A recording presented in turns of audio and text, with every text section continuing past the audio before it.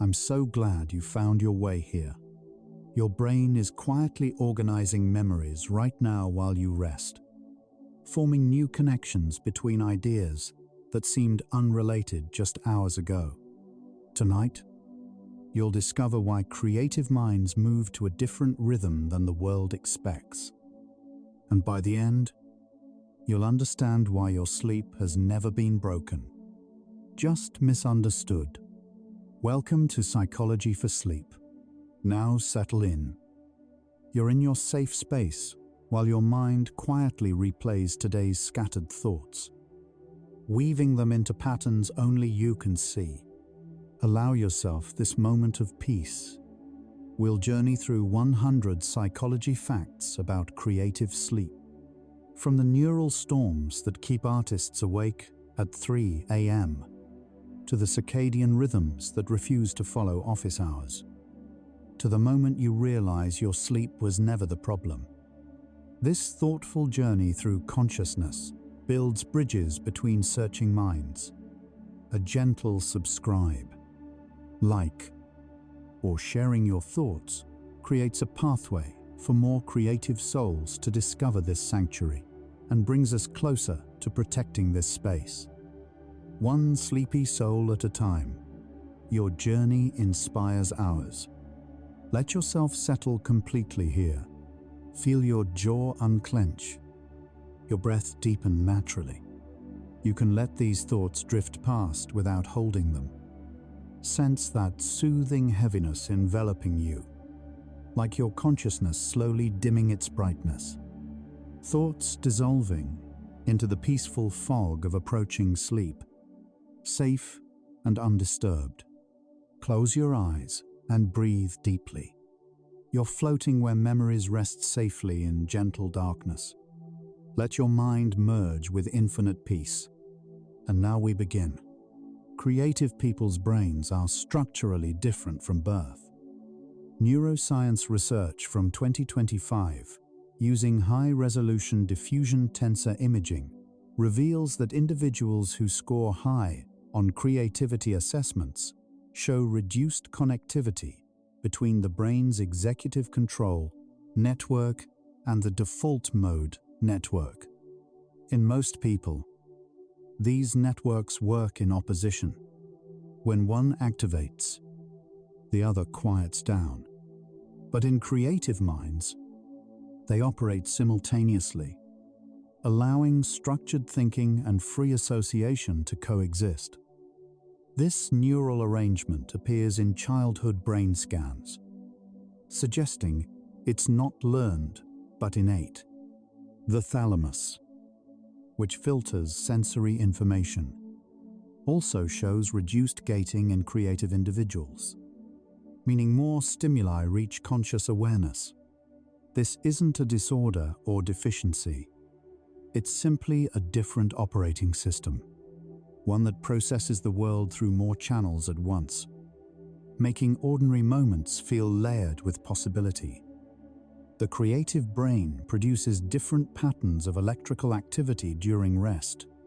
Studies measuring brainwaves in artists, writers, and musicians during quiet wakefulness show an unusual phenomenon: their alpha waves, the frequency associated with relaxed alertness, don't decrease as much when they shift attention to a task. Most brains show a clear drop in alpha power when focusing, like dimming house lights to watch a movie. Creative minds maintain higher alpha activity even during concentration, suggesting they never fully turn off their ambient awareness.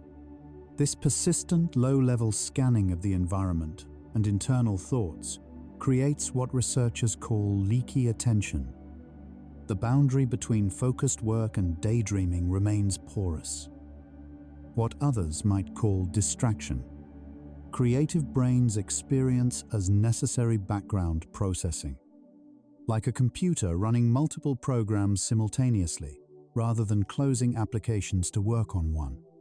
Dopamine regulation differs significantly in creative personalities. Research in neuroscience journals finds that highly creative individuals show differences in dopamine D2 receptor density in the thalamus, the brain region that filters and processes sensory signals. Lower receptor density means less filtering of incoming information, allowing more stimuli to flood into conscious awareness. This creates what feels like an expanded state of perception. Noticing connections others miss, sensing patterns in chaos, feeling textures of experience more vividly. The same dopamine difference appears in some forms of psychosis, which explains the historical link between creativity and mental vulnerability. But in creative individuals without psychiatric conditions, this openness to experience becomes a gift rather than a burden, a wider aperture through which reality flows with all its strange, intersecting beauty. The default mode network, active during daydreaming and rest, shows unusual patterns in creative people. Functional MRI studies reveal that writers, artists, and innovators exhibit stronger connectivity within this network, particularly between the medial prefrontal cortex and posterior cingulate cortex. These regions handle self-referential thinking, imagination, and constructing mental scenarios. In creative minds, this network doesn't quiet down during tasks as completely as it does in others. It continues generating associative thoughts, memories, and what-if scenarios, even during focused work. This creates the experience of having multiple thought streams running simultaneously, one completing the assignment, another composing poetry about the assignment, a third remembering something unrelated but somehow relevant. It's not poor concentration. It's parallel processing, the mind working on multiple drafts of reality at once. Creative cognition relies heavily on divergent thinking, the ability to generate multiple solutions to open-ended problems. Recent research distinguishes this from convergent thinking, which narrows towards single correct answers. Brain imaging shows that during divergent thinking tasks, creative individuals activate both hemispheres more equally than others, who tend to show left hemisphere dominance. The right hemisphere contributes metaphorical thinking, spatial reasoning, and emotional nuance, while the left provides structure and language. Creative minds weave both together fluidly. Tests measuring cognitive flexibility show that highly creative people switch more easily between different thinking styles, moving from analytical to intuitive modes without the mental stickiness others experience. This flexibility appears in childhood and remains stable across the lifespan, suggesting it's a fundamental trait rather than a skill developed through practice alone. The personality trait, openness to experience, correlates more strongly with creativity than intelligence does. Large-scale studies tracking thousands of individuals find that openness, characterized by curiosity, imagination, and comfort with ambiguity, predicts creative achievement better than IQ scores. Brain studies show that people high in openness have thinner cortex in regions associated with focused attention, and thicker cortex in areas linked to abstract thinking and sensory processing. This neurological signature emerges early in life. Children who score high in openness show similar brain patterns to creative adults, suggesting this trait has deep biological roots. Openness drives people toward novel experiences, unfamiliar ideas, and complex emotions. Exactly the raw material creativity transforms into art, innovation, and insight. Without this hunger for the new and strange, creative output withers regardless of technical skill. Creative people experience what researchers call cognitive disinhibition, reduced filtering of seemingly irrelevant information. Most brains automatically filter background stimuli to maintain focus. The hum of electronics, passing conversations, tangential thoughts. Creative minds filter less, allowing peripheral details to remain accessible. This can feel overwhelming in busy environments, but it's also what enables unusual connections. A random overhead comment becomes a story premise. A cracked sidewalk suggests a painting composition. The buzz of fluorescent lights evokes a childhood memory that solves a current problem. Studies show that creative individuals perform worse on tasks requiring sustained selective attention, but excel at tasks involving remote associations, connecting distant concepts. Their reduced filtering isn't a deficiency in attention control. It's an adaptation that sacrifices narrow focus for broader pattern recognition. The prefrontal cortex, which governs executive function and self-control, shows different activation patterns during creative tasks. Neuroimaging reveals that highly creative people can temporarily reduce prefrontal activity during brainstorming or improvisation, a state called transient hypofrontality. This temporary quieting of the brain's critic allows ideas to flow without immediate judgment. It's why creativity often feels like surrendering control rather than exerting it. The prefrontal cortex evaluates, edits, and constrains. When it steps back, the mind generates freely, producing quantity over quality.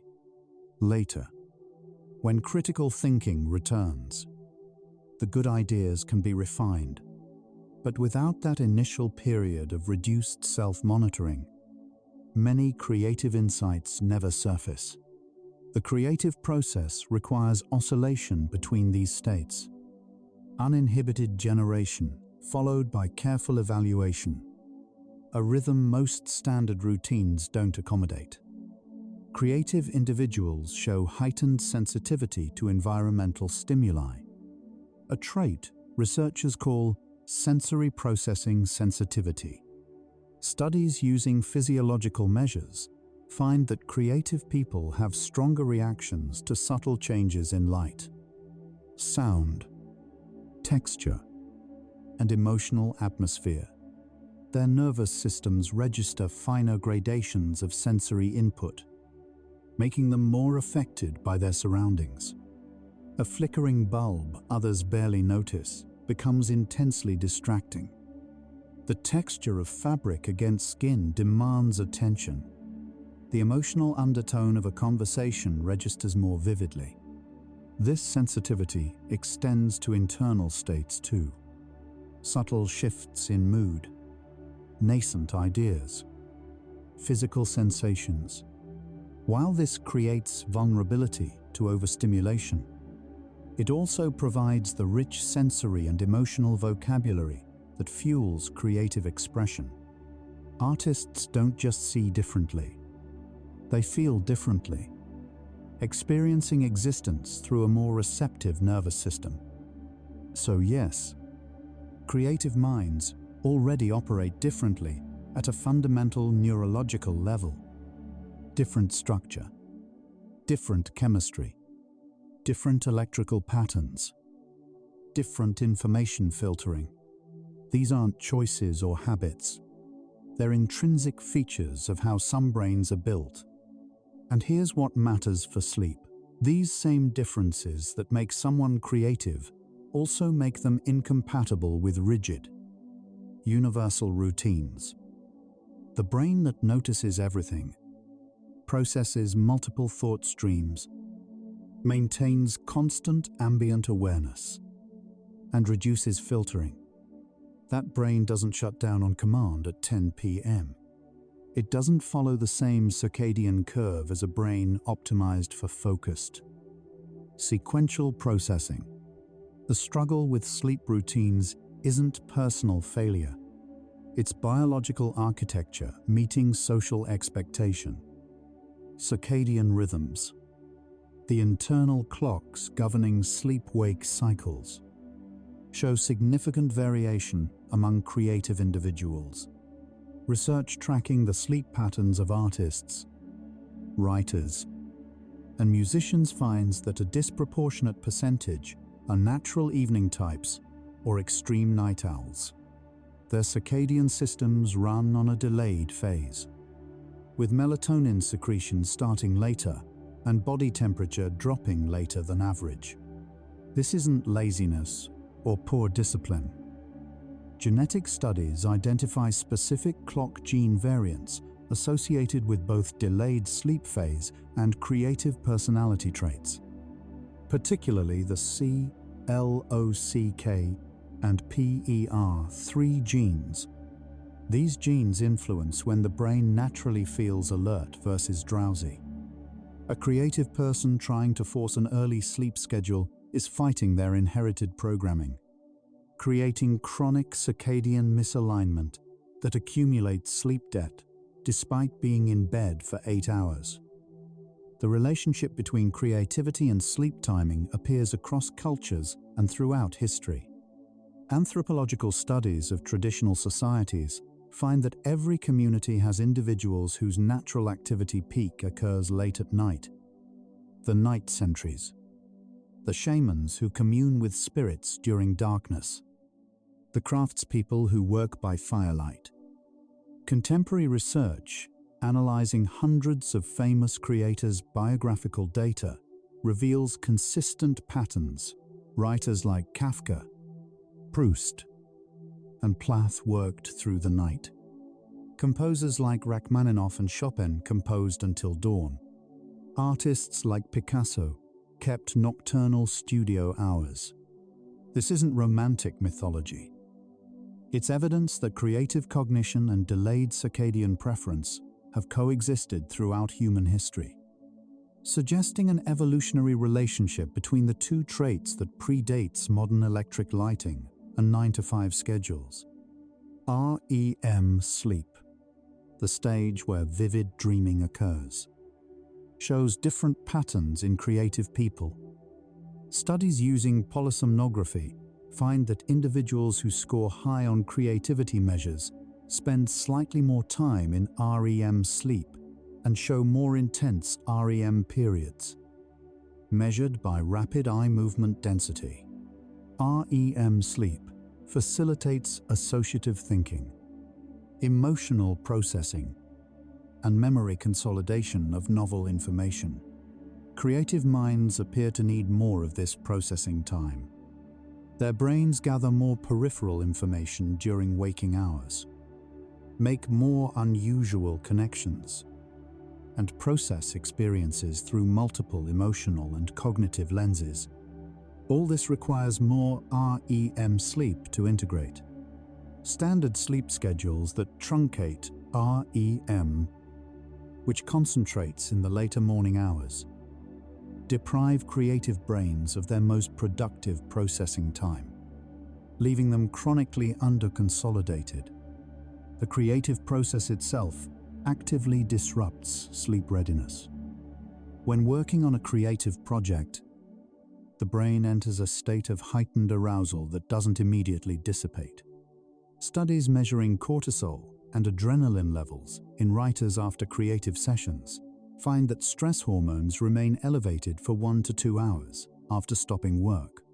The mind continues processing, replaying phrases, visualizing scenes, solving problems encountered during creation. This isn't voluntary rumination. It's the default mode network maintaining activation on unresolved creative threads. Attempting to sleep immediately after creative work forces the brain to shut down while still in high gear. It's like trying to fall asleep right after intense exercise. the physiological activation needs time to diminish. But rigid sleep schedules don't account for this necessary wind-down period. Creative inspiration follows ultradian rhythms, cycles of mental energy that rise and fall throughout the day in roughly 90-minute intervals. Research tracking creative workers' output finds that most people experience 3 to 5 periods of peak creative clarity daily. But these peaks don't occur at the same times for everyone. For many creative individuals, one of their strongest creative peaks happens late at night, when the world is quiet and the pressure of social expectations lifts. Forcing sleep during this natural creative surge wastes the day's most productive mental state. Conversely, morning obligations during a natural, creative, low-drain energy without meaningful output. The mismatch between internal creative rhythms and external schedule demands creates chronic frustration and the false belief that they lack discipline. The relationship between arousal levels and creative performance follows an inverted U-curve. Moderate arousal enhances creativity. Enough alertness to make connections, but not so much that thinking becomes rigid. Studies find that many creative people naturally reach this optimal arousal state during evening and nighttime hours, when physiological activation from the day's stimuli has partially subsided, but mental energy remains high. Morning hours, when society schedules most creative work, often find creative individuals either under-aroused, still foggy, not yet mentally activated, or hyper-aroused, anxious about performance, overstimulated by sudden demands. Evening work sessions align better with their natural arousal patterns, producing both higher quality output and greater subjective feelings of flow.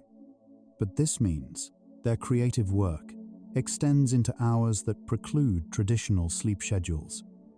Anxiety and depression rates run significantly higher among creative populations, and both conditions profoundly affect sleep architecture. Research examining mental health in creative professionals finds that artists, writers, and musicians show elevated rates of mood disorders compared to the general population. Studies suggest rates ranging from 1.5 to 2 times higher. Though exact numbers vary across research methodologies, these conditions alter sleep in complex ways. Difficulty initiating sleep, frequent nighttime awakenings, early morning awakening with rumination, or hypersomnia. The relationship is bidirectional. Disrupted sleep worsens mood symptoms, while mood symptoms disrupt sleep. Standard sleep hygiene advice: maintain a regular schedule. Avoid rumination. Proves difficult when your brain chemistry makes both nearly impossible. The same sensitivity and emotional depth that fuel creative work also create vulnerability to psychological struggles that resist simple behavioral interventions. The phenomenon called revenge bedtime procrastination appears frequently in creative individuals. This describes staying awake despite being tired because nighttime offers the only hours of true autonomy and freedom. After a day of external demands, rules, and schedules, the late-night hours become psychologically precious, a space for self-directed activity. Research finds this behavior more common in people with low daytime autonomy and high need for personal expression. For creatives working conventional jobs, night becomes the only time their authentic self emerges. Going to sleep on time means surrendering those hours. The poor sleep discipline isn't poor discipline. It's a reasonable psychological response to insufficient freedom during socially acceptable hours. The sleep struggle masks an autonomy struggle. Social jet lag. The mismatch between biological sleep timing and social obligations affects creative night owls disproportionately. Studies calculate social jet lag by measuring the difference between weekday and weekend sleep midpoints. The halfway point between sleep onset and waking. Creative individuals with delayed circadian rhythms can accumulate the equivalent of several time zones of misalignment every week, forcing themselves awake hours before their body is ready. This chronic misalignment has measurable health consequences: increased inflammation markers, elevated cortisol, impaired glucose metabolism, and reduced cognitive performance. The health damage doesn't come from insufficient sleep hours, but from sleeping at the wrong biological times. An artist getting 8 hours from 4 a.m. to noon is healthier than the same person forcing 8 hours from 11 p.m. to 7 a.m. The concept of sleep hygiene, the standard rules for good sleep, was developed primarily by studying average sleepers with no circadian or psychological complications. Recent sleep research acknowledges these guidelines don't translate well to all populations. For creative individuals with delayed rhythms, avoiding screens before bed might mean abandoning their most productive creative hours. Maintaining a consistent wake time might mean chronic sleep deprivation. Keeping the bedroom for sleep only might eliminate their safest thinking space. The rules assume a typical circadian phase and conventional relationship with rest. Applying them universally resembles prescribing the same medication regardless of diagnosis. Sometimes helpful, sometimes irrelevant, sometimes actively harmful depending on the individual's specific biology. Light sensitivity varies significantly among individuals, and creative people show heightened responses to both natural and artificial light. Recent research measuring melanopsin sensitivity, the photoreceptor that regulates circadian rhythms, finds considerable individual variation. Some people's circadian systems reset strongly with minimal light exposure, while others require intense brightness. Creative individuals with delayed rhythms often have less sensitive melanopsin systems, requiring more light to advance their circadian phase, but also making them less affected by evening light exposure. The standard advice to avoid blue light before bed affects them less than average sleepers. Their brains don't interpret evening screen time as a strong stay-awake signal. This makes many standard sleep recommendations ineffective for their specific physiology. Sleep pressure, the drive to sleep that builds during wakefulness, accumulates at different rates in different people. This depends partly on adenosine, a neurochemical that increases throughout the day and creates sleepiness. Biological variation affects how quickly sleep pressure builds. Some people feel intensely tired after 12 hours awake. Others maintain alertness easily for 16 or 18 hours. Many creative individuals naturally have lower sleep pressure, remaining comfortably awake longer without feeling drowsy. Forcing sleep before adequate pressure builds leads to lying awake frustrated. Their brains aren't ready. The insufficient sleep pressure isn't insomnia or poor sleep hygiene. It's simply a slower accumulation rate, requiring more waking hours before sleep becomes physiologically possible. Working memory capacity, the ability to hold and manipulate information consciously, shows interesting patterns in creative people. While they don't necessarily have larger capacity, they use working memory differently, maintaining more loosely defined mental representations. This allows flexibility and creative recombination, but makes it harder to clear the mind before sleep. Studies show that creative individuals report more intrusive thoughts at bedtime. Not anxious rumination necessarily, but interesting ideas, unfinished creative problems, narrative fragments. Their working memory doesn't naturally dump its contents when lying down. It continues processing. This biological tendency toward persistent mental activity makes clearing your mind advice frustratingly impossible, creating shame around what's actually just a different cognitive style. The gut-brain axis affects sleep regulation, and emerging research suggests diet patterns common among creative workers influence both creativity and sleep. Studies find that irregular eating schedules, skipping breakfast, late-night snacks, variable meal times, alter gut microbiome composition in ways that affect both mood and circadian rhythms. Creative individuals often have erratic eating patterns, eating when inspired or forgetting meals during deep focus. This dietary irregularity isn't mere absent-mindedness. It reflects attention allocated to internal creative processes rather than external time cues. But the microbiome communicates with the brain's sleep systems through the vagus nerve, and disrupted eating patterns send conflicting timing signals that desynchronize the internal clock further. These 25 facts reveal a clear pattern. Creative minds operate with different neurobiology, different brain connectivity, different circadian timing, different arousal patterns, different sensitivity to stimuli, and different relationships with attention and thought. These aren't personality quirks or lifestyle choices. They're measurable biological differences that emerge early in life and persist across decades.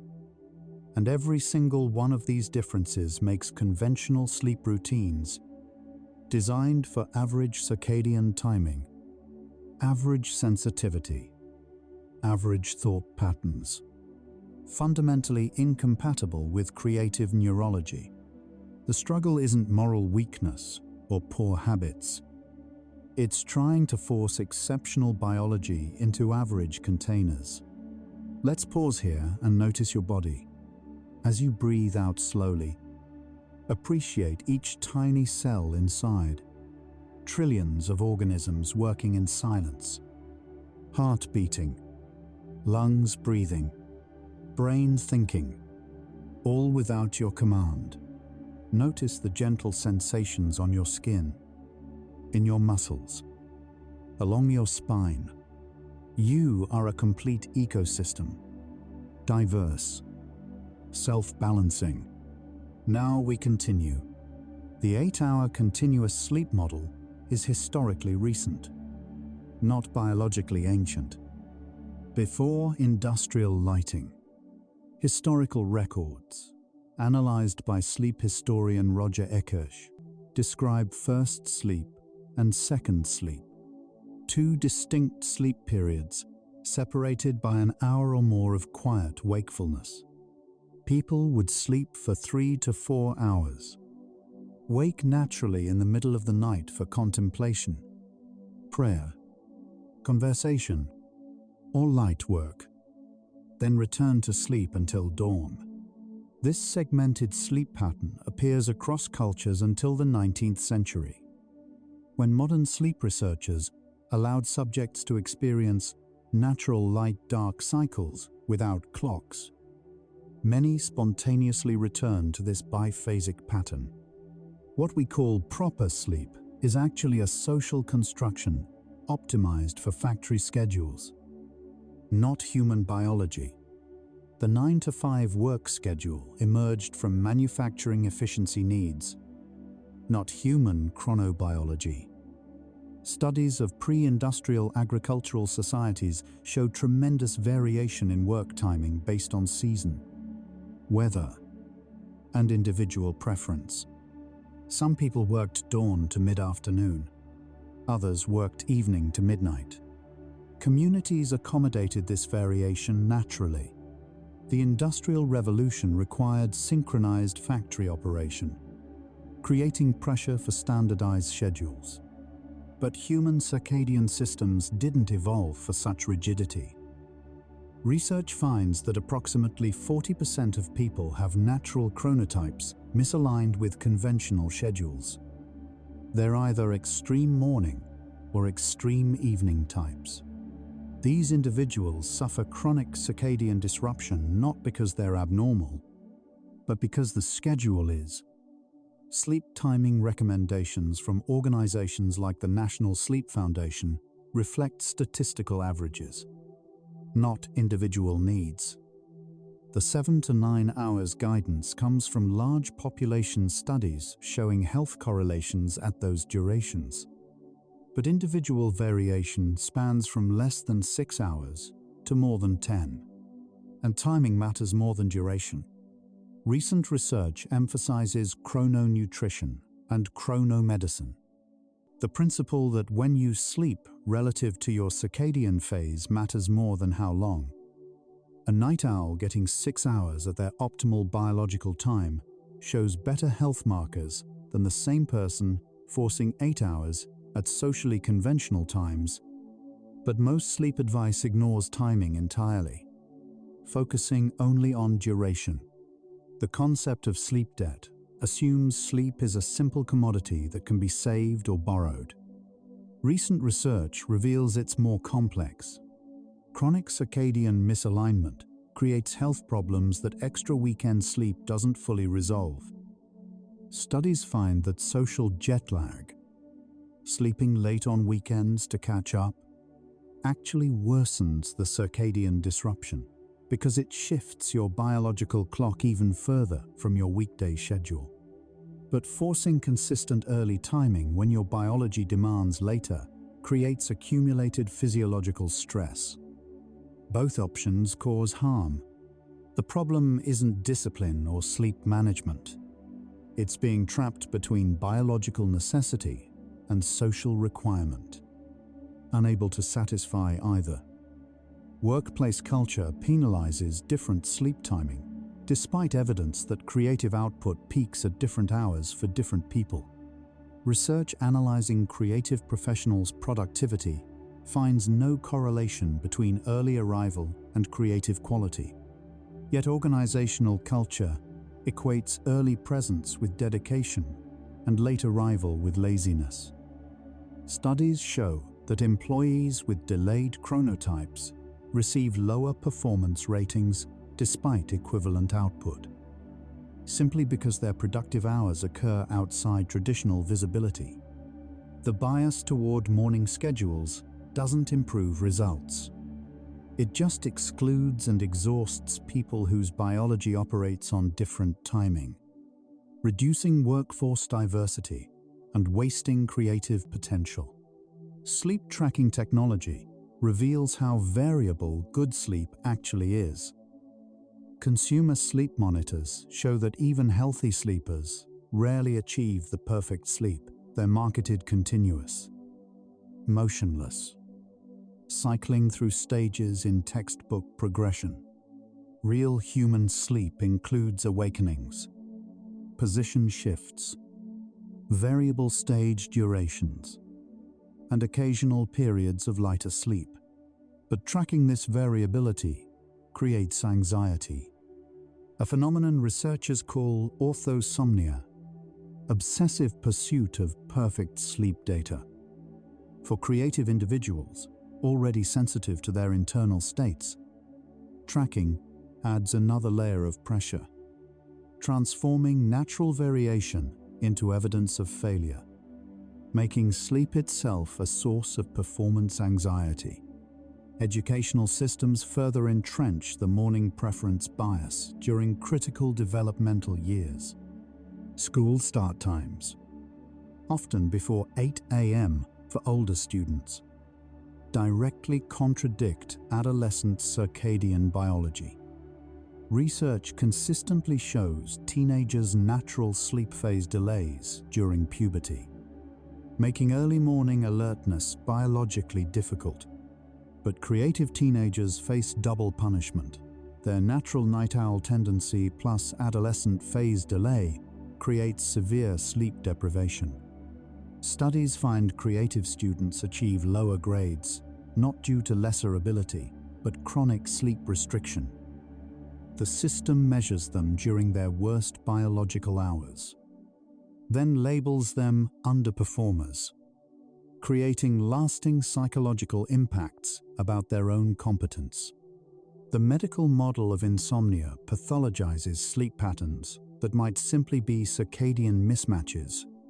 Diagnostic criteria for insomnia focus on difficulty initiating or maintaining sleep despite adequate opportunity. But adequate opportunity assumes conventional timing. Research examining people diagnosed with insomnia finds that a significant subset actually has delayed sleep phase syndrome. They can sleep fine, just not at socially expected times. When allowed to sleep on their natural schedule, their sleep architecture normalizes. The diagnosis isn't insomnia, it's chronotype discrimination. Yet they receive sleeping pills rather than schedule accommodation, medicating social incompatibility as if it were biological pathology.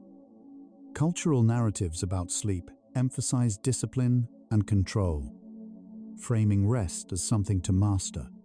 Self-help literature promotes sleep hygiene routines, with militaristic language conquering insomnia. Winning at sleep. Sleep optimization. This achievement-oriented approach contradicts sleep's fundamental nature. Sleep arrives through surrender, not effort.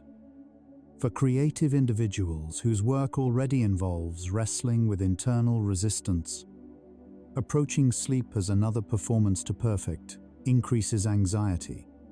Research shows that sleep effort, trying hard to sleep, reliably worsens sleep quality. The more you treat sleep as a problem to solve, the more problematic it becomes. Yet cultural messaging makes relaxing about sleep feel like giving up. Chronotherapy. Adjusting sleep timing to match biological rhythms receives far less attention than sleep hygiene, despite better outcomes for circadian disorders. Research shows that allowing delayed sleep phase individuals to work on schedules matching their biology eliminates their sleep problems without medication or extensive behavioral intervention. The issue wasn't poor sleep, it was schedule mismatch. But workplaces rarely accommodate this. Schools certainly don't. Medical approaches favor melatonin, light therapy, and sleeping pills over schedule flexibility. The assumption remains that individuals must conform to standard timing rather than environments accommodating natural variation. Biology should adapt to society, not the reverse. Napping is often stigmatized as laziness or weakness, despite solid evidence for cognitive and creative benefits. Studies show that short naps improve divergent thinking, insight, problem-solving, and emotional regulation, exactly the capacities creative work demands. Many famous creators incorporated deliberate naps: Einstein, Edison, Churchill, Dali all used strategic daytime sleep. But contemporary workplace culture treats napping as unprofessional. Offices lack rest spaces. Admission of daytime sleep invites judgment. Research finds that people who would benefit from naps avoid them due to guilt and shame, sacrificing cognitive function to maintain appearances of constant productivity. The relationship between caffeine and creativity is more complex than simple stimulation. Studies examining caffeine's effects on creative cognition find it enhances focused analytical thinking, but impairs divergent thinking and free association. The same mental sharpening that helps with execution hinders the loose associative states where novel ideas emerge. Creative people self-medicating morning grogginess with coffee may sharpen alertness but reduce their creative capacity exactly when they're forced to produce. The chemical compensation for circadian misalignment comes with creative costs. But acknowledging this requires admitting the underlying schedule mismatch, which feels unchangeable. So the caffeine pattern continues. Sleep restriction is sometimes worn as a badge of honor in creative fields, particularly among young artists and writers. Stories of famous creators surviving on minimal sleep create mythology that suffering enhances art. Recent longitudinal research following creative professionals finds no correlation between sleep deprivation and creative achievement. Successful creatives sleep adequately. They just sleep differently. Different timing, sometimes different patterns. The suffering narrative romanticizes what's actually chronic circadian misalignment, reframing biological distress as artistic virtue. This mythology discourages people from seeking schedule accommodations, believing their struggle proves dedication rather than simply proving schedule incompatibility. Pharmaceutical interventions for sleep rarely account for circadian timing issues. Sleeping pills induce sedation, but don't address underlying circadian misalignment. Research shows that hypnotics help people sleep at the wrong biological time, but don't eliminate the health consequences of chronic circadian disruption. Studies find that delayed chronotype individuals taking sleeping pills to conform to conventional schedules still show elevated inflammation, mood disturbance, and metabolic dysregulation. The sleep happens, but the body knows it's mistimed. The medication masks symptoms without resolving the fundamental incompatibility between biology and schedule. Yet it's prescribed far more readily than schedule accommodation. These facts expose the reality standard sleep advice, conventional schedules, educational systems, workplace culture, medical models, and even tracking technology all assume one correct sleep pattern: continuous, timed for traditional work hours, easily regulated through behavior.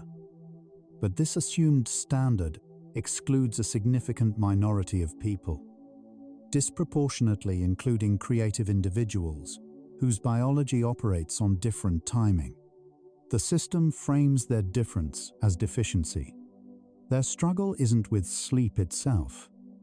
It's with a world built for a biology they don't possess, demanding conformity while calling the inevitable failure their personal responsibility. You're still here, thoughts still flickering like candlelight. Just notice. Don't judge. Just notice where your mind is. We're exploring consciousness itself, the very thing doing the exploring right now. Strange, beautiful, and perfectly calm. Let's drift onward together. When we examine the actual sleep of creative professionals freed from schedule constraints, the evidence becomes even clearer. Studies comparing the sleep of creative professionals on their own schedules versus imposed schedules show dramatic differences in sleep architecture. When allowed to sleep according to personal preference, creative individuals show normal sleep stage progression, appropriate REM percentages, and healthy amounts of deep sleep. When forced to sleep on conventional schedules, the same people show reduced REM sleep, fragmented sleep stages, and increased sleep latency, time to fall asleep. The difference isn't their sleep capacity, it's schedule compatibility. Their bodies can sleep perfectly well, just not when society demands. The phenomenon of Sunday night insomnia affects delayed chronotypes more severely. After allowing later sleep on weekends, returning to early weekday schedules creates acute circadian misalignment. Research measuring cortisol and melatonin on Sunday evenings finds that night owls show elevated stress hormones and insufficient melatonin at conventional bedtimes. Their bodies aren't biologically ready for sleep yet. This isn't poor planning. It's rapid forced jet lag. Studies comparing Sunday evening biology across chronotypes find delayed types experience the equivalent of flying several time zones eastward every single week. Temperature regulation during sleep differs among chronotypes. Core body temperature naturally drops during sleep and rises before waking.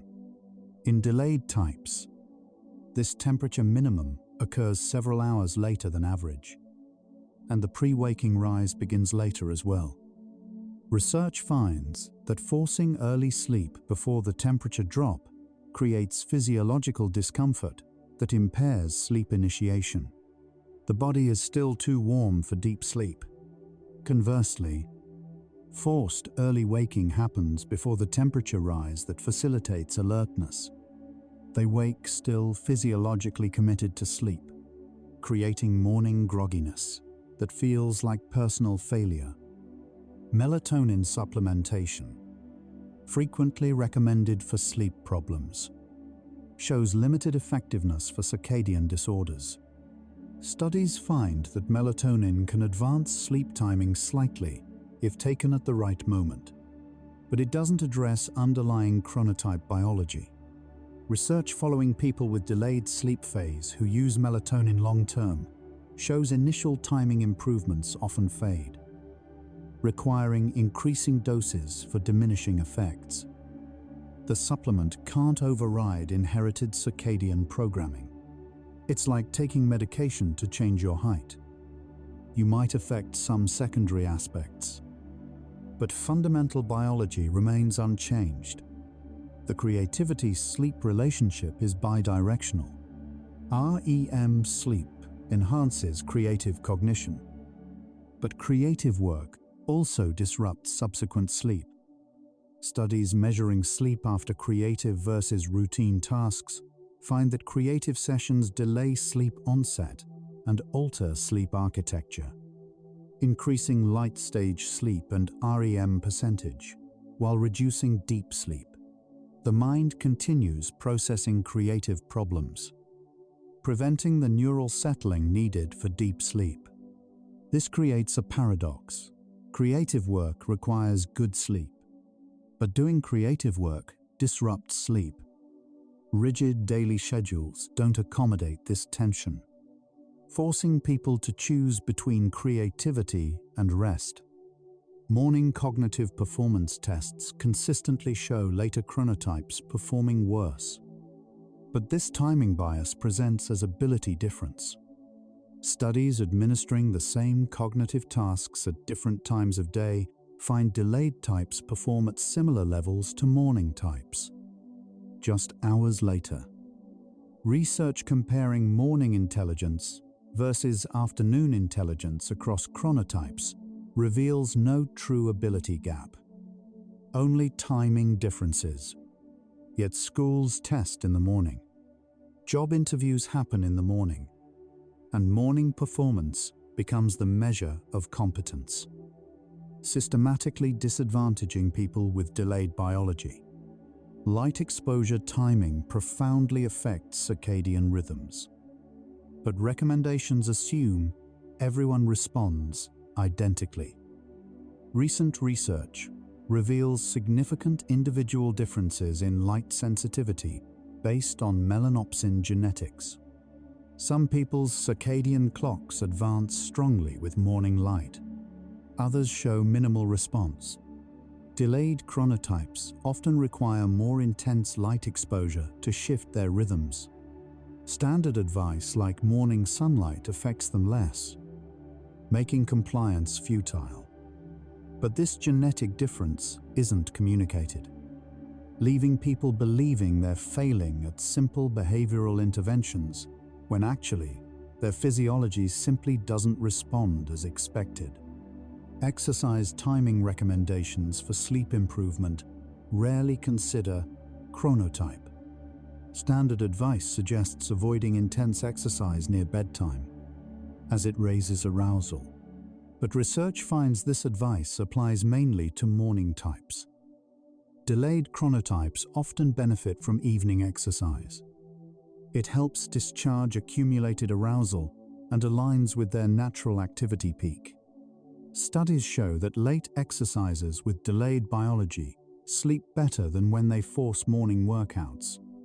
The universal rule actually impairs the population it's meant to help.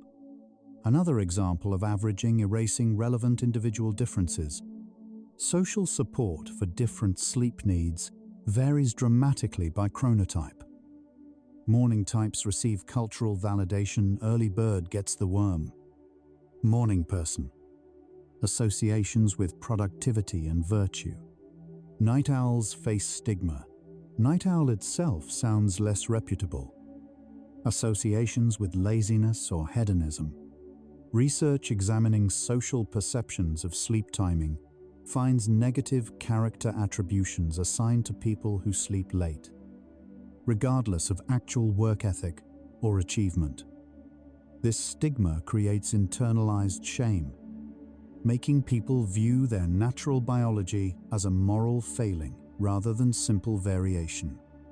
Halfway through our journey, the evidence is mounting. Creative individuals experience real biological conflicts between their natural sleep-wake patterns and socially imposed schedules. Different brain chemistry, different circadian timing, different arousal patterns, different responses to sleep interventions. All create genuine incompatibility with standard routines. The struggle isn't imaginary or exaggerated. It's the measurable friction between exceptional biology and average designed systems. And this friction extracts real costs: chronic sleep deprivation, health consequences, internalized shame, reduced creative capacity. Let each breath guide you to realize time is yours, a separate stream that only you are living. While the vast universe continues to spin, expand, change. This second you're breathing, listening, is unique. Cherish the present moment, knowing that right now, your time is unique in the universe. And we continue drifting. The concept of sleep hygiene originated from treating primary insomnia, difficulty sleeping without underlying circadian, medical, or psychiatric causes. But researchers increasingly recognize that many cases labeled as insomnia actually reflect circadian disorders, especially in creative populations. Treating circadian misalignment with sleep hygiene is like treating nearsightedness with squinting exercises. The intervention addresses symptoms rather than causes. Recent clinical guidelines acknowledge this limitation, recommending chronotype assessment before insomnia treatment. But this nuance hasn't reached general medical practice, where sleep hygiene remains first-line treatment regardless of underlying cause. Creative individuals receive behavioral advice for biological timing issues. Flexibility itself might be protective for creative cognition. Research examining rigid versus flexible sleep schedules in creative workers finds something unexpected. Variable sleep timing correlates with sustained creative output, while rigid timing shows declining novelty over time. The variation, sleeping different amounts on different nights, waking at different times, may actually prevent cognitive habituation. Just as creative thinking requires breaking mental patterns, creative sleep may benefit from breaking temporal patterns. This contradicts sleep hygiene's emphasis on strict consistency. Perhaps creative minds need irregular sleep, not despite their creativity, but because of it. The pressure to optimize sleep creates its own sleep disruption. Research on sleep performance anxiety finds that treating sleep as something to perfect increases arousal and cognitive focus on sleep itself. Precisely the opposite of the mental state sleep requires. Studies show that people who track sleep meticulously and follow rigid routines report higher stress about sleep than people who approach it casually. For creative individuals already prone to self-criticism, optimization culture transforms rest into another performance arena. The attempt to control sleep eliminates the surrender sleep requires. Creative work often involves deadline-driven intensity that inherently disrupts routine. Studies following writers during manuscript completion, artists before exhibitions, and musicians before performances find sleep becomes highly variable during creative crunch periods. Both voluntary, working late, and involuntary, anxiety-driven insomnia. Attempting to maintain consistent sleep through these periods proves impossible. Research finds that creative professionals who accept temporary sleep irregularity during high-demand periods recover faster afterward than those who stress about maintaining routine. Fighting the disruption compounds stress. Accepting it as temporary reduces resistance. The relationship between solitude and creative sleep is significant but rarely discussed. Many creative people prefer sleeping alone, finding partners' presence or schedules disruptive. Research on co-sleeping couples with mismatched chronotypes finds both partners sleep worse than sleeping separately. But social pressure to share beds persists. For creative individuals with delayed timing, a partner's earlier schedule means either going to bed before ready, lying awake, or sleeping separately. Relationship strain. The conflict between relationship expectations and sleep biology creates choosing between rest and intimacy. Another way, social norms penalize different biology. Seasonal variation affects creative individuals more than average.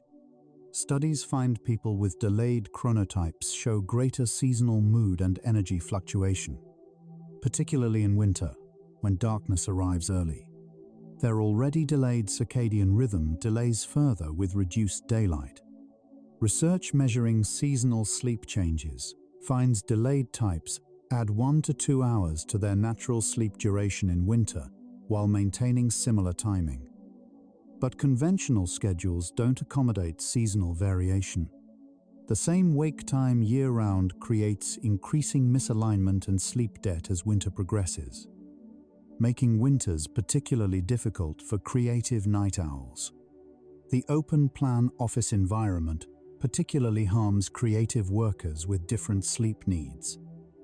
Research finds that delayed chronotypes arriving late to open offices face immediate social monitoring. Visible late arrival, early leavers noticing, comments about finally showing up. This creates shame that disrupts the creative process before work even begins. Studies comparing creative output in private versus open offices find delayed types produce higher quality work with privacy, while morning types show minimal difference.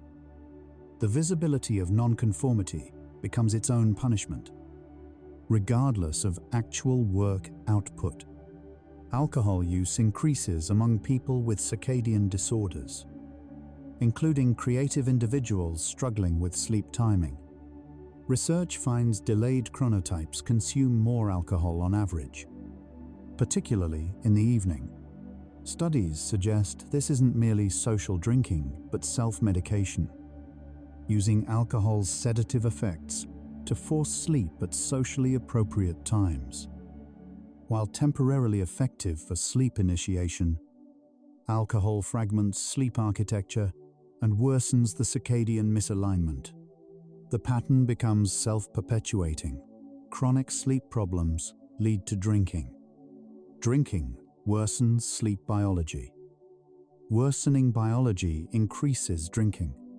Standard addiction treatment rarely addresses underlying circadian disorders. The advice to go to bed when tired sounds simple, but proves complex for creative individuals whose arousal doesn't map to clock time. Research distinguishes fatigue from sleepiness. You can feel tired, low energy, mental exhaustion, without feeling sleepy, drowsy, able to fall asleep. Creative people often experience fatigue during conventional evening hours but don't develop sleepiness until much later. Going to bed while fatigued but not sleepy leads to lying awake feeling worse. The simple advice ignores the disconnect between exhaustion and sleep readiness. Travel across time zones affects creative individuals differently than average travelers. Research finds that delayed chronotypes have easier times adjusting to westward travel, which delays sleep, and harder times with eastward travel, which advances sleep. Their circadian systems more readily accommodate later timing, but resist earlier shifts. This means jet lag severity depends not just on time zones crossed, but on direction and individual chronotype. Business, travel expectations, quickly adjusting regardless of direction, prove biologically harder for creative night owls than others. The relationship between worry and sleep timing creates particular difficulty for creative minds. Research shows that abstract worry peaks during late evening hours when concrete problem solving is unavailable. For delayed types still awake during these hours, worry becomes more intrusive.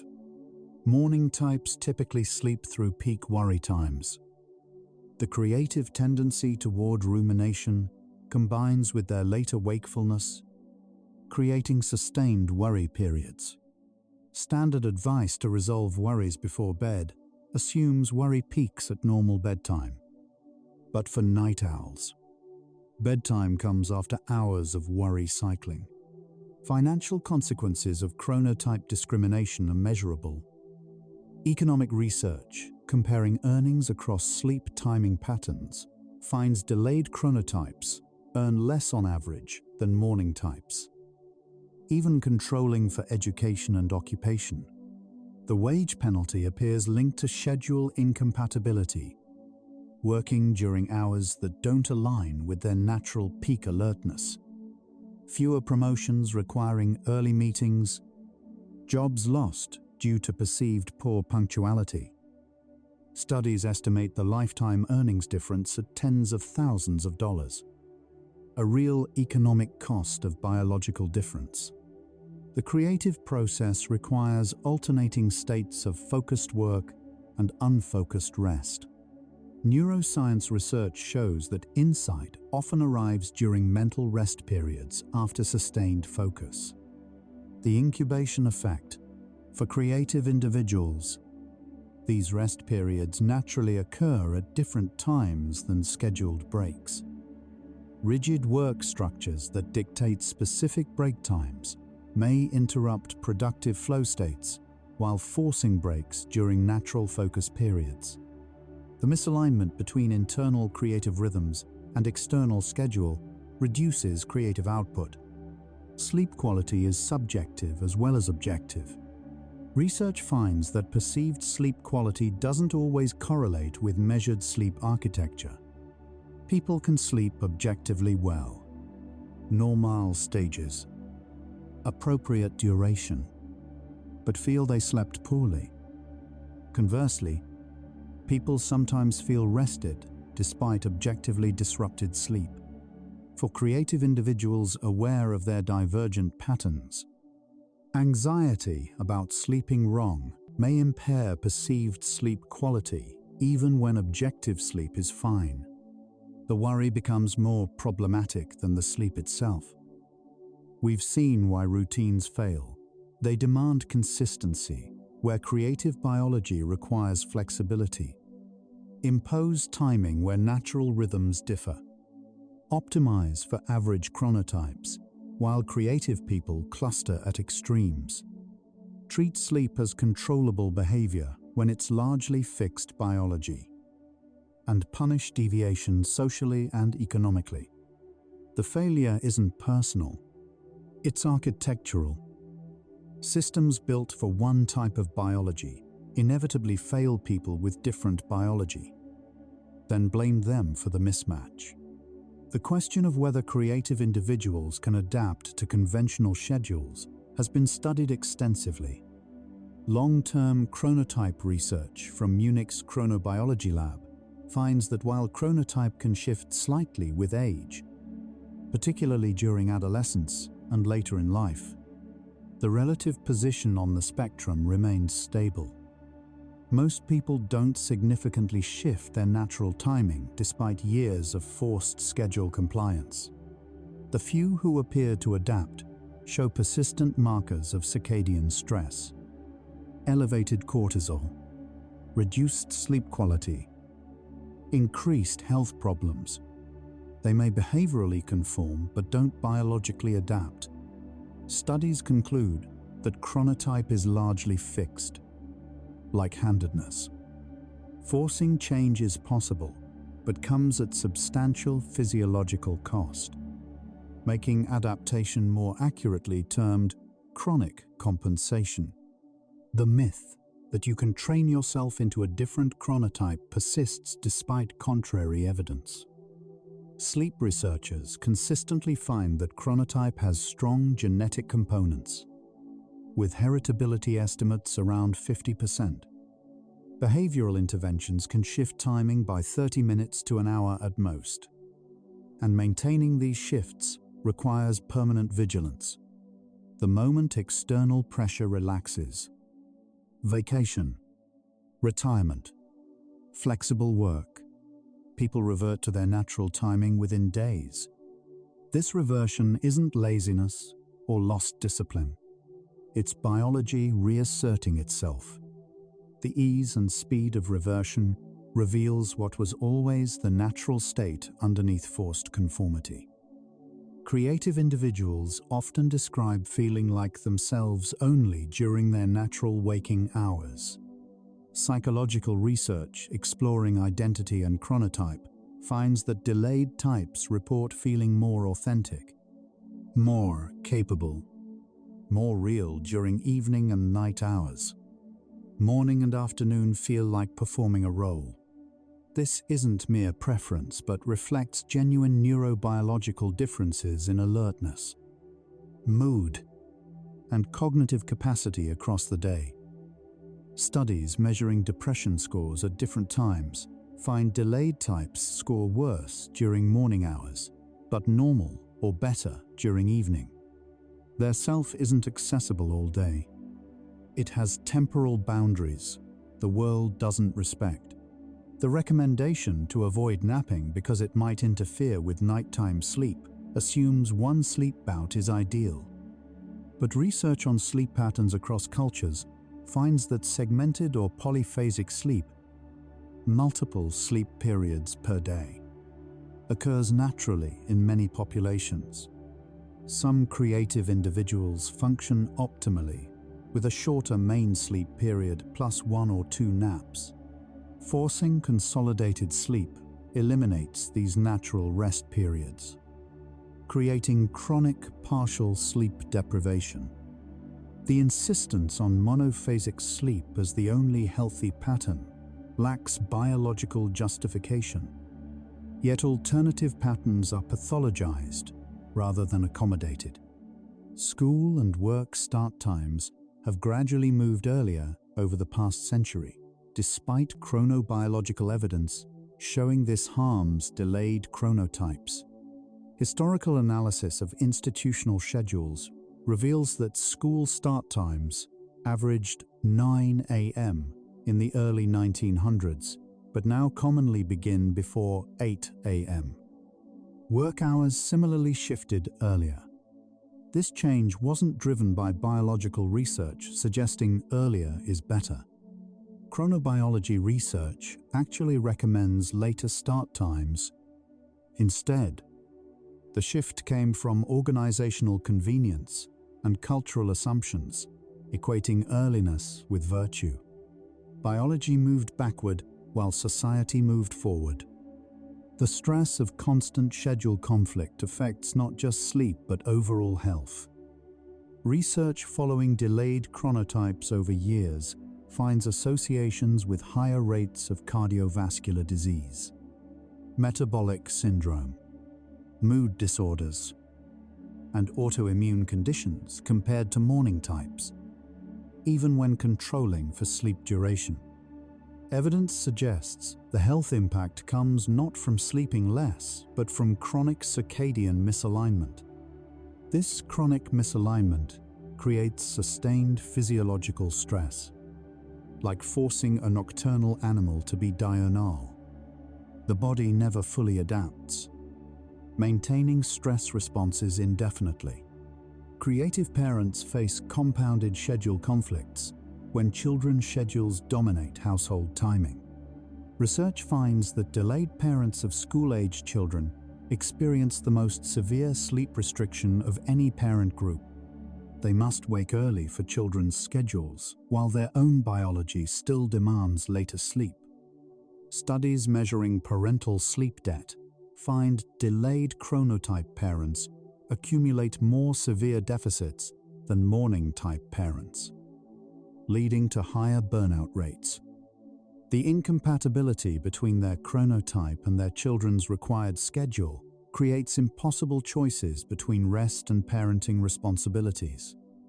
The relationship between creativity and mental health complicates sleep further. Many creative individuals experience their mental health conditions as inseparable from their creative capacity. The sensitivity that enables art also creates vulnerability to depression and anxiety. These conditions profoundly disrupt sleep. Research finds that treating mental health symptoms with medication often helps sleep, but may affect creative output. Studies show some creators resist mental health treatment, partly from fear of losing creative capacity.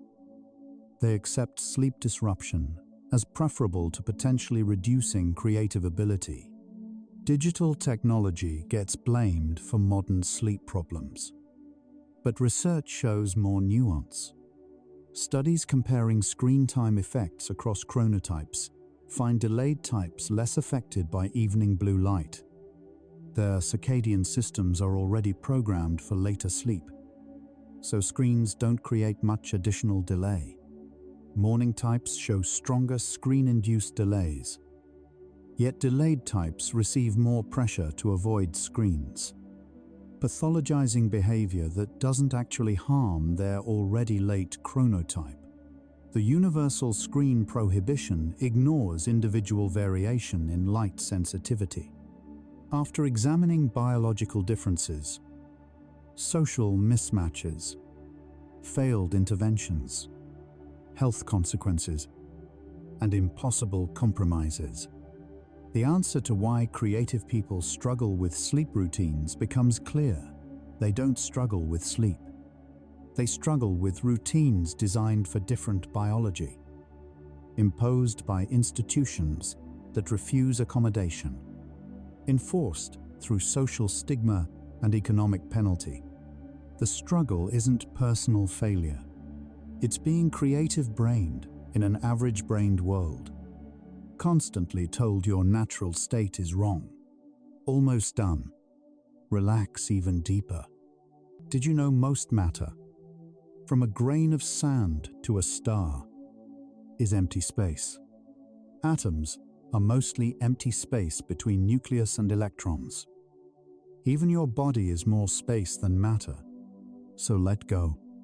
Let all pressure, all worry dissolve, like dust particles floating, drifting in the immense universe.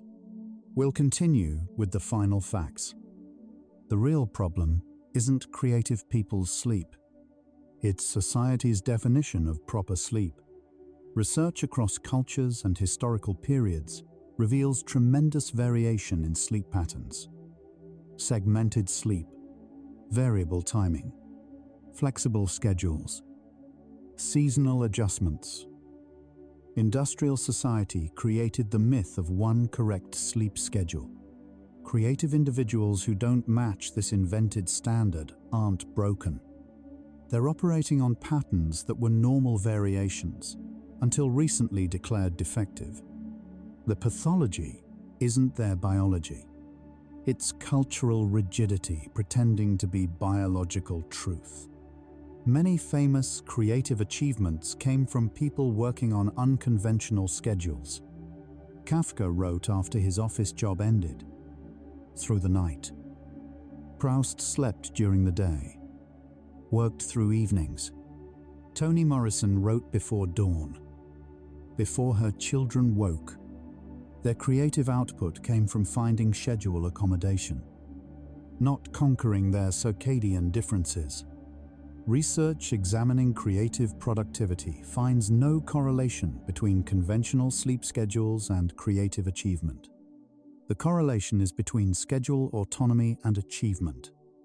Freedom to work when natural capacity peaks. The solution isn't fixing creative people's sleep. It's expanding the definition of acceptable sleep patterns.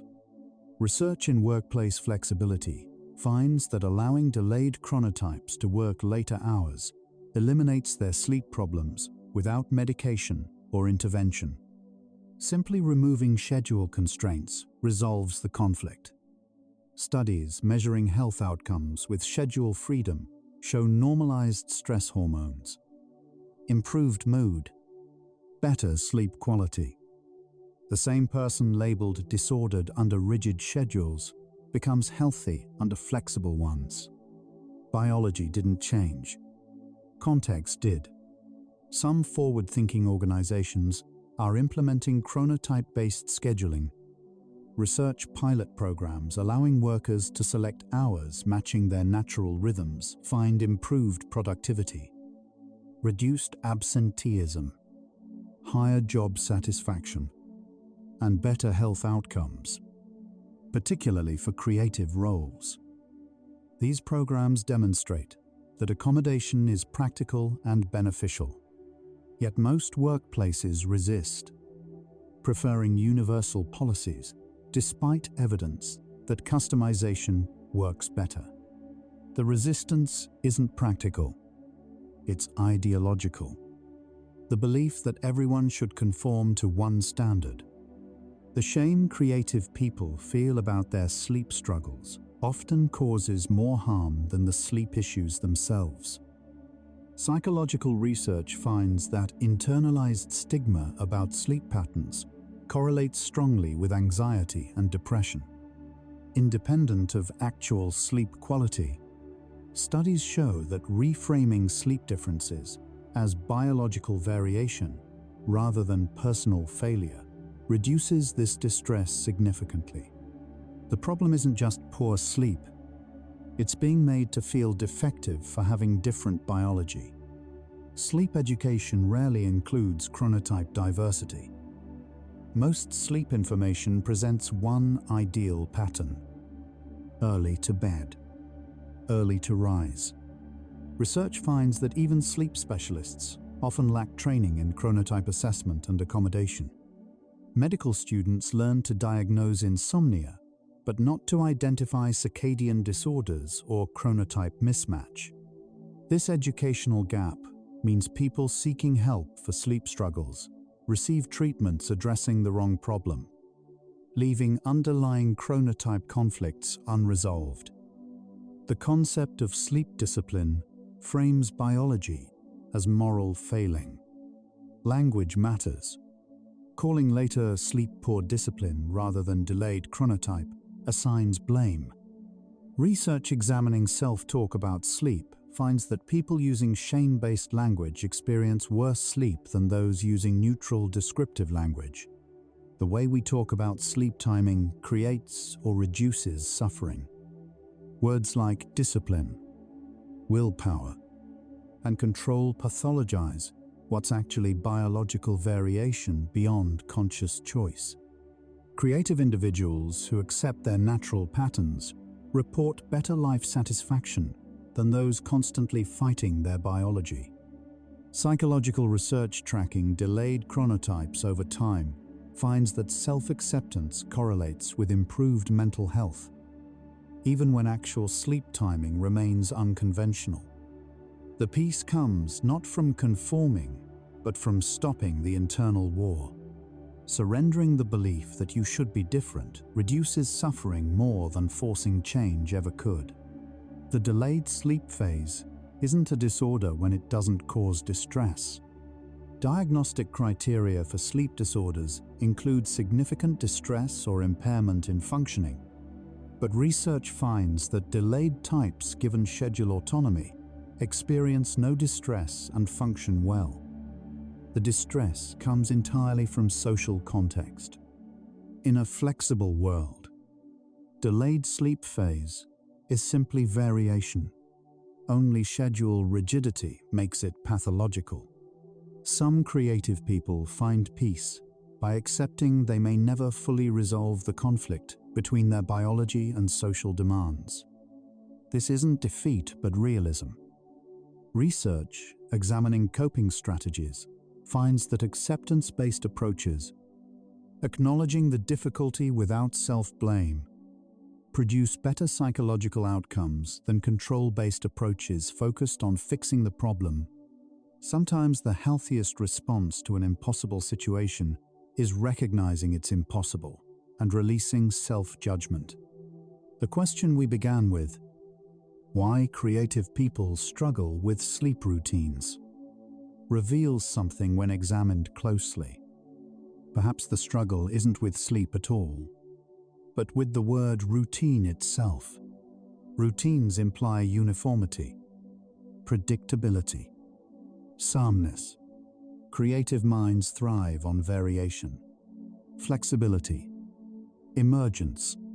When we reframe from fixing broken sleep to honoring different rhythms, the entire problem transforms.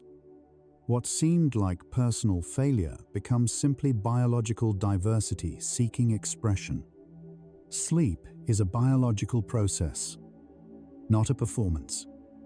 It arrives through conditions, not effort.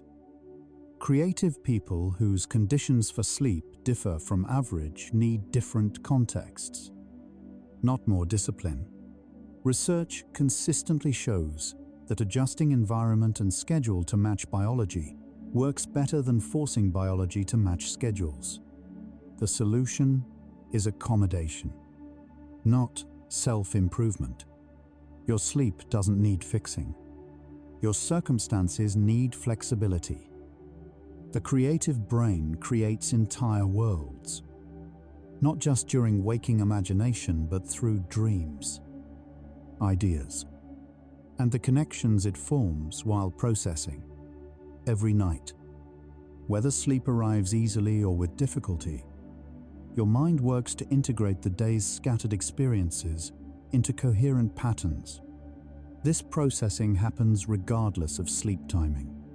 Your brain is doing exactly what creative brains do, making meaning from fragments. If you've spent years believing your sleep patterns revealed personal weakness, consider multiple lines of evidence. Genetics, brain imaging, chronobiology, longitudinal studies point to biology, not character. The consistency across creative populations suggests common underlying factors.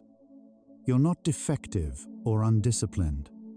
You're operating with neurology that differs from the majority, subject to systems designed without considering you. That's not failure. It's exclusion.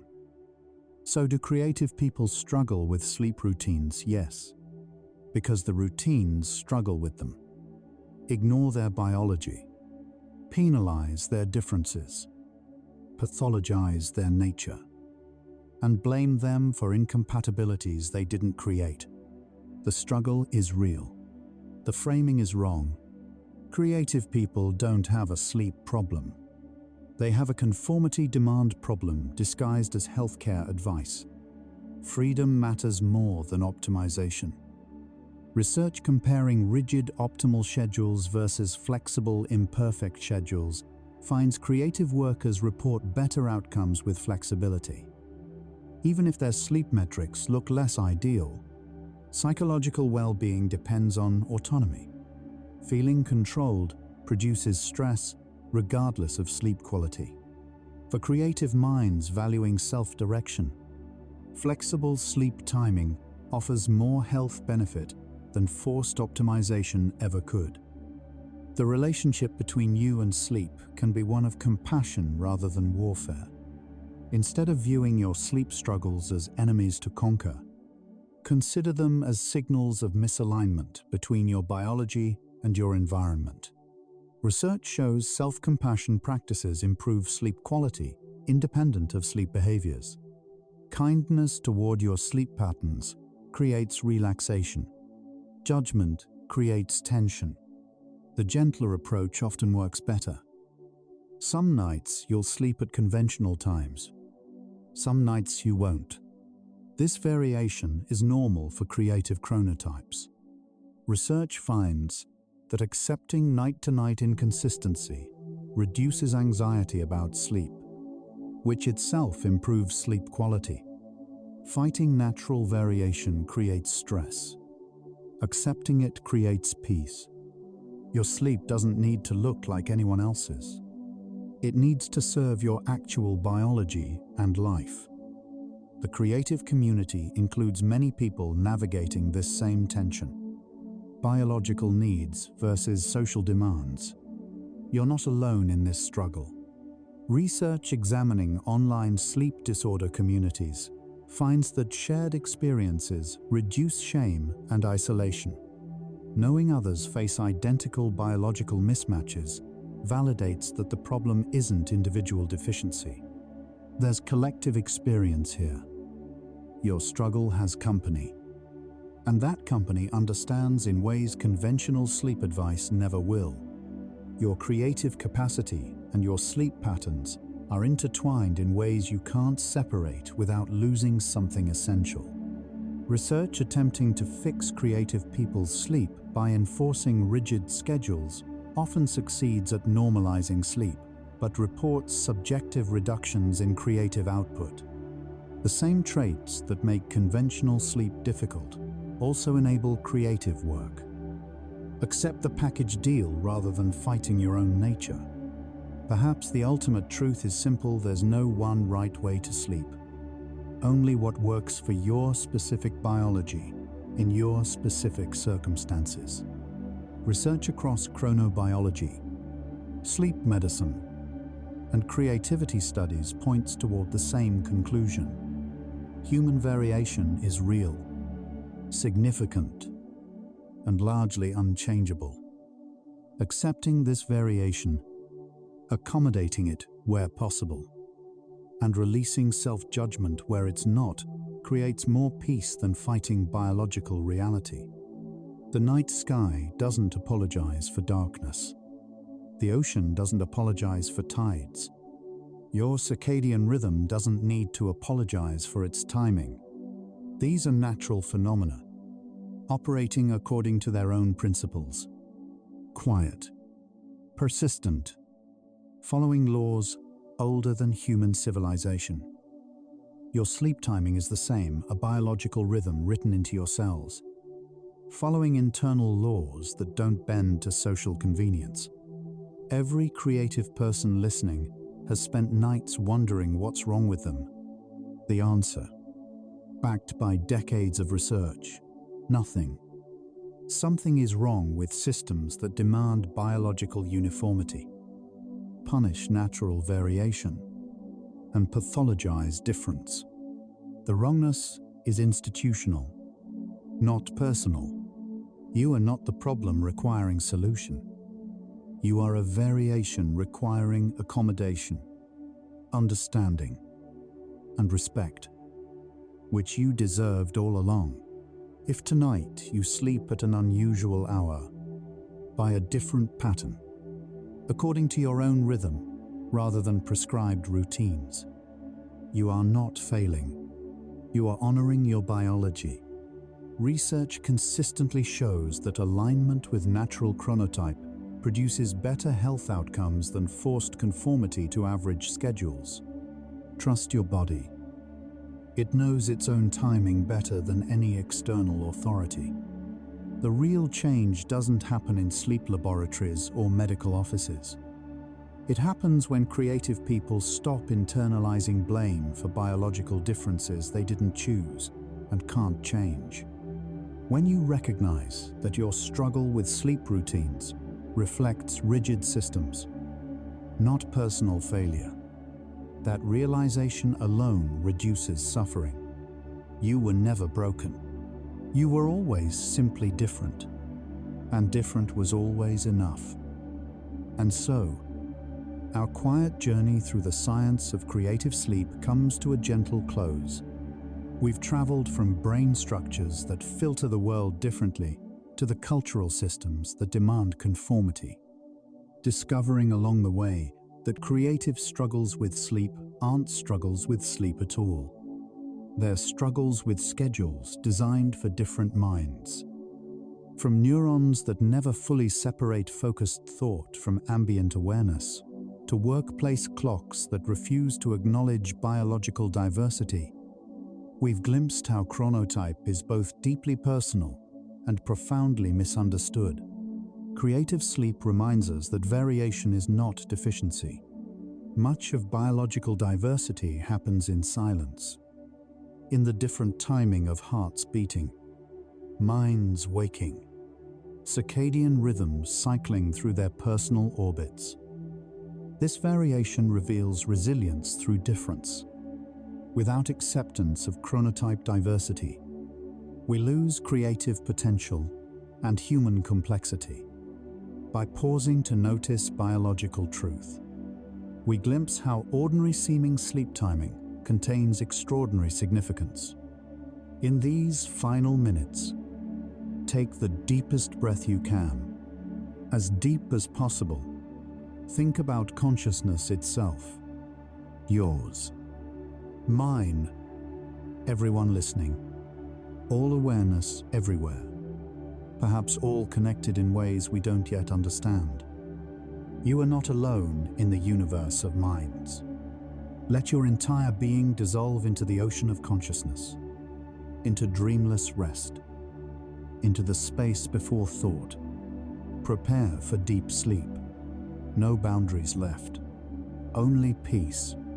If this thoughtful exploration of the mind made you relax, fall asleep, or sparked curiosity tonight, a gentle like and subscribe helps other sleepless souls discover this peaceful space too.